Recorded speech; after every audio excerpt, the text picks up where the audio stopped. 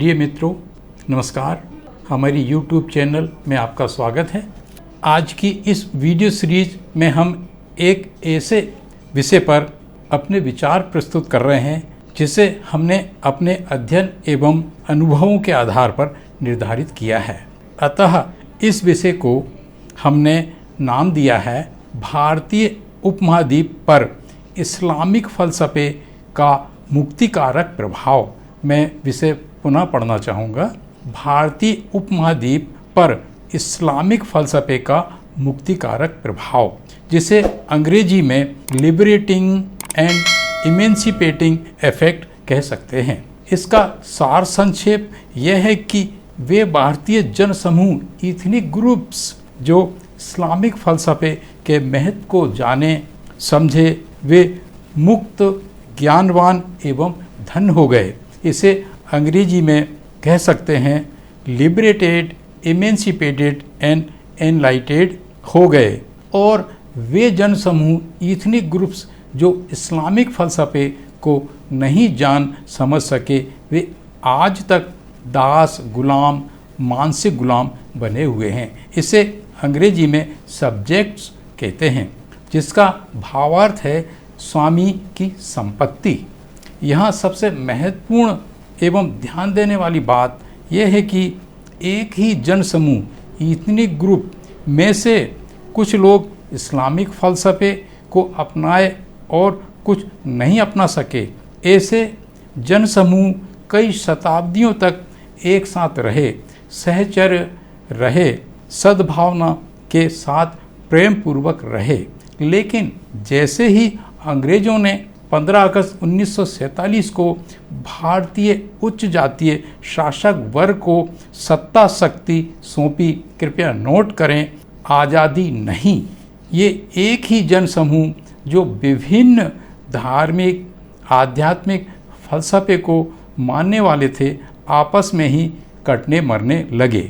इस video series में ये बताने का प्रयास किया गया है कि हमारे संतों, महात्माओं, गुरुओं से ऐसी कौन सी ऐतिहासिक चूकें हुई जिनके कारण कि आज भारत में ऐसी खतरनाक अवस्थाएं बन गई हैं। इन सब बातों पर प्रकाश डाला गया है और यही बातें इस वीडियो सीरीज़ के महत्व एवं प्रासंगिकता को दर्शाती हैं। इस वीडियो सीरीज़ को सुविधा की दृष्टि से 2 भागों में बांटा गया है। इसके पहले भाग या पहले एपिसोड को हम इस निवेदन के साथ प्रारंभ करते हैं कि कृपया इसमें व्यक्त किए गए मौलिक तथ्यों पर ध्यान देने का कष्ट करें। वीडियो सीरीज का शीर्षक हम यहाँ पुनः दोहरा रहे हैं, भारतीय उपमहाद्वीप पर इस्लामिक फ़लसफ़े का मुक्तिकारक प्रभाव। जब हम भारतीय उपमहाद्वीप के इतिहास का तार्किक, वैज्ञानिक एवं हेतुवादी दृष्टिकोण से अध्ययन करते हैं तो पाते हैं कि वो मध्य एशिया से आए आर्य नस्ल तथा मूल निवासी द्रविड़, कौल, शाक्य, नागवंशी नस्लों के बीच के युद्धों, आक्रमणों एवं रोधों, प्रतिरोधों, इसको इंग्लिश में कहते हैं इन्वेजन्स एंड रेसिस्टेंस से भरा पड़ा है। सिंबल ऑफ नॉलेज डॉक्टर बाबा साहब अम्बेडकर जी की राइटिंग एंड स्पीचेस के वॉल्यूम 3, जिसे महाराष्ट्र सरकार द्वारा सन 1987 में प्रकाशित किया है, में इन तथ्यों को कुछ इस तरह से उल्लेखित किया है कि गहन अध्ययन करने पर ज्ञात होता है कि भारत पर मुस्लिमों के आक्रमण ही मात्र आक्रमण नहीं थे। भारत में इसी प्रकार के दीगर आक्रमण भी हो चुके थे। अगर हिंदू भारत पर मुगलों ने आक्रमण किया था तो बौद्ध भारत पर ब्राह्मणवादियों, आर्यों ने भी आक्रमण किया था। ब्राह्मणों, आर्यों ने जिन तौर तरीकों का प्रयोग करके बौद्ध भारत से बौद्ध धर्म को नष्ट किया था, वे कोई कम क्रूर और कम हिंसक नहीं थे। मुगल आक्रमणकारियों ने केवल हिंदू धर्म के बाहरी लक्षणों को ही नष्ट किया, जैसे कि मंदिरों और मठों को तोड़ना इत्यादि। यहाँ गौर करने वाली बात यह है कि मुगलों ने उन्हीं मंदिरों, मठों एवं आश्रमों को तोड़ने के हुक्म दिए जिनमें उन्होंने पाया कि वहाँ अमानवीय गतिविधियाँ चल रही हैं, जैसे कि बलात्कार, देवदासी प्रथा एवं अवैध धन संपदा को छुपाकर रखा जाना। इस मामले में सोमनाथ के मंदिर को गिराए जाने की घटना इतिहास की बहुत चर्चित घटना है। आगे यह भी लिखा गया है कि लेकिन उन्होंने हिंदुइज्म का खात्मा नहीं किया और मुगलों ने लोगों के किसी ऐसे सिद्धांत और मत विचारधारा को ध्वस्त नहीं किया जिनका संबंध लोगों के धार्मिक आध्यात्मिक जीवन से था।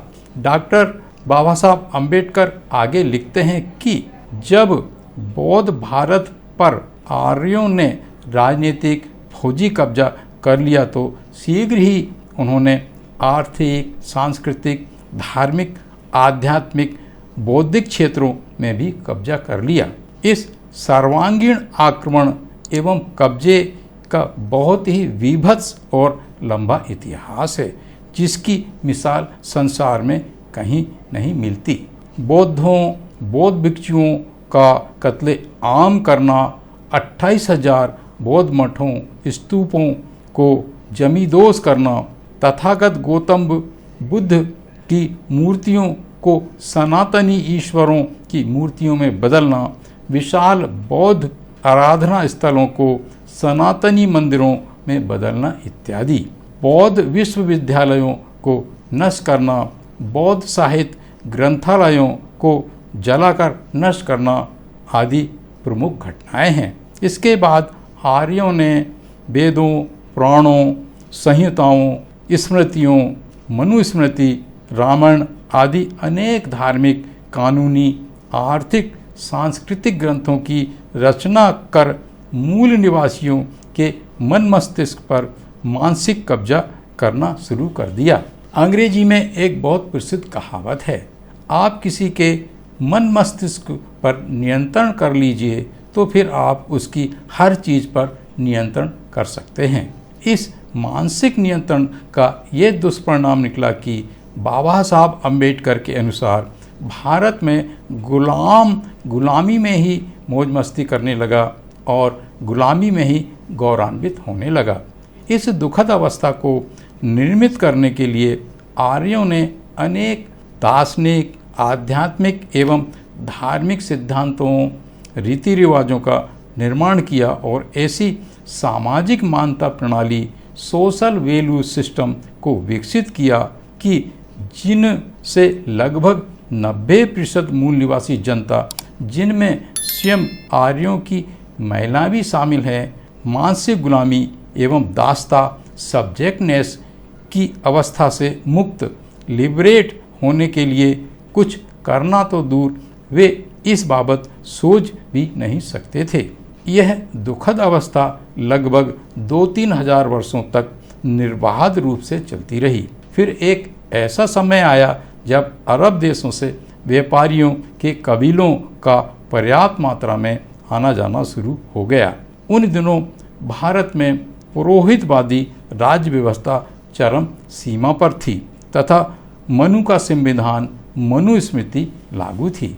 एक तरफ आम जनता पर टैक्स का भारी बोझ था, दूसरी तरफ वर्ष भर चलने वाले विभिन्न धार्मिक, सांस्कृतिक आयोजनों में, मेलों, ठेलों में, मंदिरों में, तीज त्योहारों में उनकी बहुत बड़ी कमाई, खासकर उनके उत्पादन की बहुत बड़ी कमाई इन्हीं में बर्बाद हो जाती थी।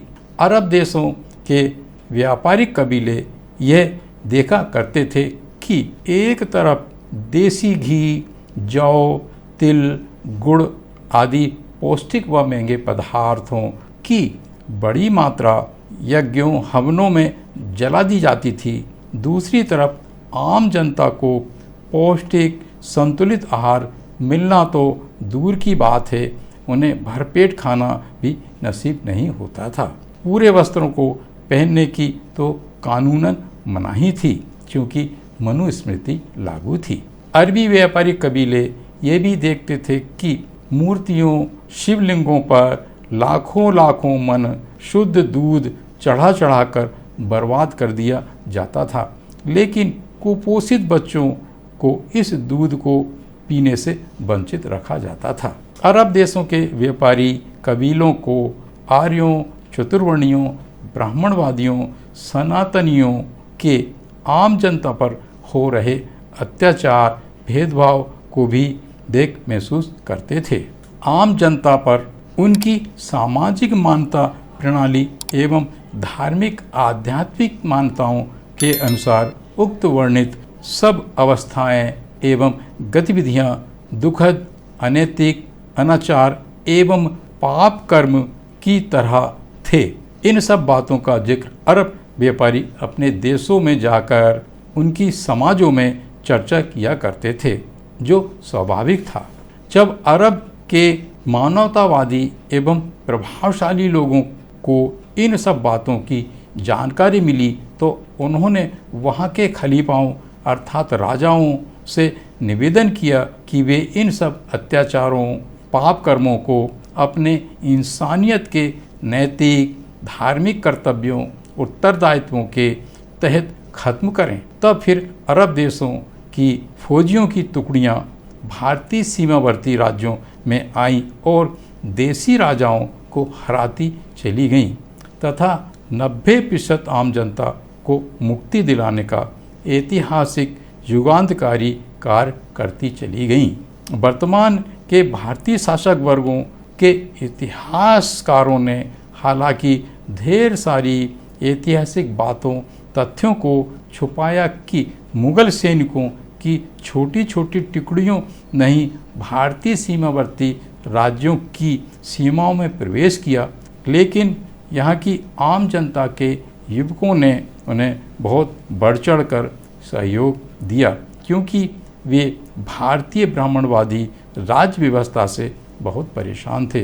प्रिय श्रोताओं, इस विषय में हमने एक अनुसंधानात्मक वीडियो सीरीज प्रसारित की है जिसका शीर्षक है पिछड़ा वर्गों और अनुसूचित जातियों में क्षत्रिय बनने का जुनून। आप आई बटन को दबाकर इस वीडियो सीरीज को देख सकते हैं। हम जो तथ्य उजागर कर रहे हैं उनके समर्थन में दो ऐतिहासिक घटनाओं का यहाँ जिक्र किया जा सकता है। पहला, सोमनाथ मंदिर को तोड़ा जाना और उसके तलघर में अपार सोना, चांदी, हीरे जवाहरातों का पाया जाना एवं बड़ी संख्या में देवदासियों अर्थात नीचे की जातियों की सुंदर कुंवारी कन्याओं का पाया जाना। दूसरी घटना है भीमा कोरेगांव में 500 माहर अछूत जातियों के सैनिकों द्वारा 28,000 क्षत्रिय सैनिकों को बुरी तरह से हरा दिया जाना। जैसे जैसे मुगलों ने अपनी राज्य व्यवस्था छोटी पिछड़ी जातियों, अति शूद्र कहलाने वाली जातियों के युवाओं की मदद से स्थापित की, तो स्वाभाविक है कि उनकी धार्मिक, आध्यात्मिक, दार्शनिक, आर्थिक, साहित्यिक, सामाजिक मान्यताएं भी भारतीय समाज में स्थापित होती चली गईं। इन सब बातों का मिला जुला असर ये हुआ कि प्रथम तो वे इस ब्राह्मणवादी मान्यताओं से मुक्त लिबरेट हुए, दूसरे वे लाखों करोड़ों की संख्या में इस्लामिक आस्था को अपनाते चले गए। इस बदलाव के प्रक्रम प्रोसेस ऑफ ट्रांसफॉर्मेशन में एक महत्वपूर्ण युगांतकारी बात और हुई। मुगल सैनिकों के साथ साथ धर्माचार्य, समाज सुधारक एवं अन्य बुद्धिजीवी भी आए। उन्होंने इस्लाम धर्म के प्रचार प्रसार का काम किया। हालांकि यह भी उल्लेखनीय है कि मुगलों के आक्रमण के कई दशकों पूर्व भारत में इस्लाम आ चुका था। इन्हीं अरबी इस्लामिक धर्म प्रचारकों, समाज सुधारकों के संपर्क में जब मूल्यवासी समाजों के जागरूक, संवेदनशील व्यक्ति आए तो वे भी इस्लामिक दर्शन से प्रभावित होकर ब्राह्मणवादी, मनुवादी व्यवस्था से सीधे विरोध कर दिए और अपनी अपनी समाजों में इस ब्राह्मणवादी, कर्मकांडी, पाखंडी व्यवस्था से बाहर निकालने का काम करने लगे।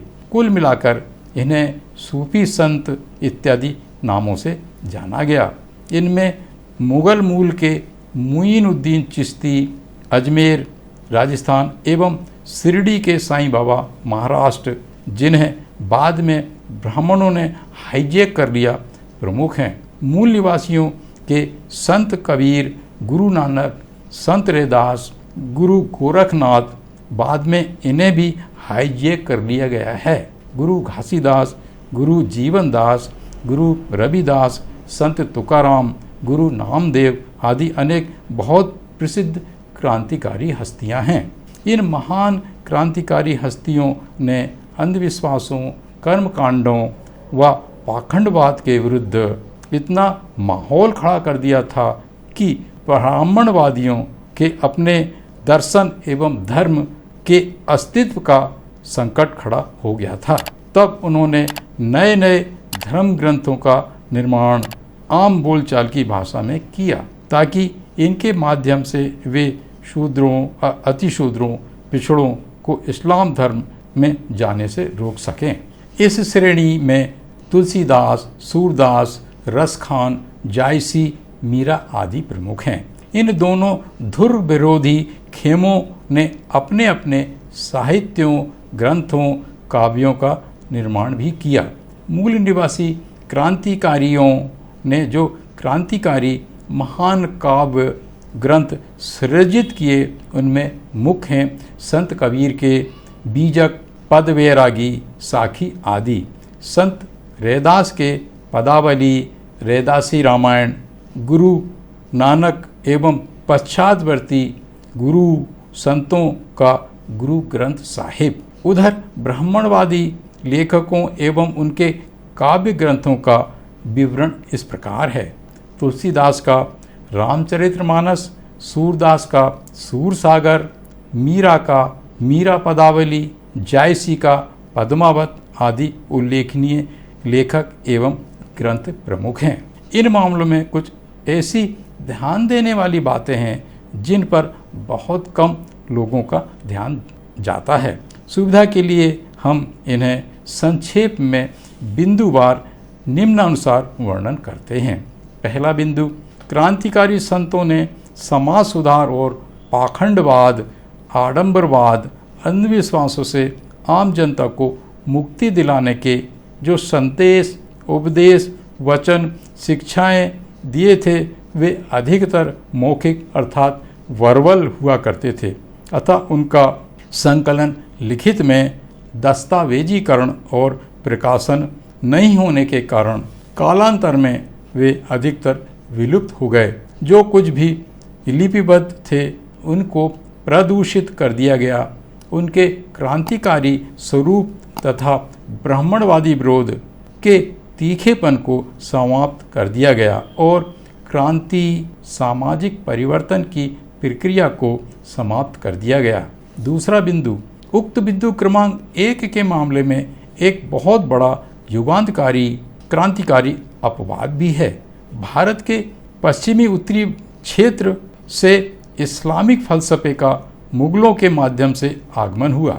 इस भूभाग में जाट एवं गुर्जर नामक जन समूहों, इथनिक ग्रुप्स की बाहुल्यता थी। वे आर्थिक रूप से संपन्न थे, संगठित थे तथा जागृत भी थे, अतः उन्होंने इस्लामिक फलसफे को अच्छी तरह से जाना समझा और बड़ी कठोरता से ब्राह्मणवादी फलसफे एवं व्यवस्था का प्रतिकार किया और इस्लामिक कौरानिक फलसफे से प्रभावित होकर इन जाट व गुर्जर जन समुदायों में अनेक समाज सुधारक क्रांतिकारी हस्तियां उत्पन्न हुई। कालांतर में उन्होंने अपने जन समूहों को ब्राह्मणों, आर्यों से पृथक किया एवं उपदेशों, संदेशों, शिक्षाओं का प्रचार प्रसार करने का व्यापक काम किया। प्रिय साथियों, इस प्रकार हमारा इस वीडियो सीरीज़ का पहला एपिसोड यहाँ समाप्त होता है। अगर आपको ऐसा लगता है कि हम कुछ मौलिक क्रांतिकारी जानकारियाँ आपको उपलब्ध करा रहे हैं, तो कृपया हमारी इस चैनल को सब्सक्राइब करने, वीडियो शेयर करने और लाइक करने का कष्ट करें। हमारे साथ बने रहने एवं पूरा एपिसोड देखने के लिए बहुत बहुत धन्यवाद। पुनः नमस्कार।